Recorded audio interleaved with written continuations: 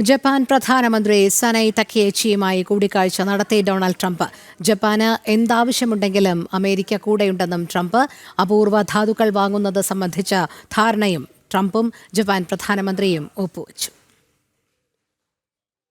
നിർണായക കൂടിക്കാഴ്ചയാണ് ജപ്പാനിൽ നടന്നത്.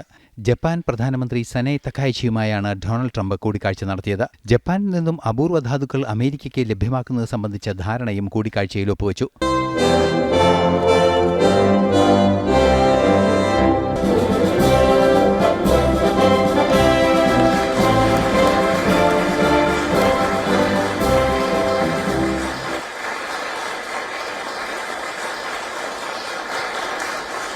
ജപ്പാന്റെ എന്ത് ആവശ്യങ്ങൾക്കും കൂടെയുണ്ടാകുമെന്ന് ഉറച്ച വാഗ്ദാനമാണ് ട്രംപ് നൽകിയിരിക്കുന്നത്.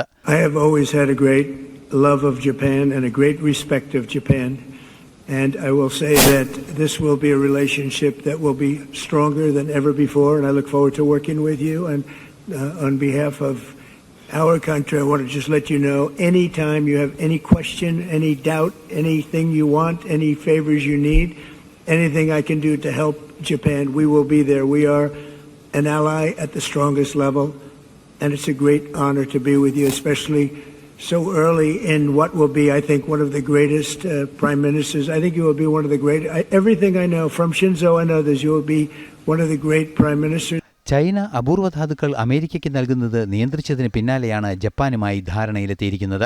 ഇലക്ട്രോണിക് വ്യവസായ രംഗത്ത് അനിവാര്യമായ അസംസ്കൃത വസ്തുക്കളാണ് അപൂർവ ധാതുക്കൾ. ചൈനയിൽ നിന്നും പ്രകൃതി ധാതുക്കളുടെ അമേരിക്കയിലേക്കുള്ള കയറ്റുമതി നിയന്ത്രിച്ചിരുന്നു. ഇതേ തുടർന്ന് ചൈനയ്ക്ക് ട്രംപ് 100% അധിക താരിഫ് ചുമത്തുകയും ചെയ്തു. ദക്ഷിണ കൊറിയയിൽ ചൈനീസ് പ്രസിഡന്റ് ഷീ ജിൻപിങ്ങുമായുള്ള കൂടിക്കാഴ്ച നടക്കാനിരിക്കെയാണ് നിർണായക തീരുമാനം ട്രംപ് കൈക്കൊണ്ടത്. ഇന്റർനാഷണൽ ഡെസ്ക്, ജനം.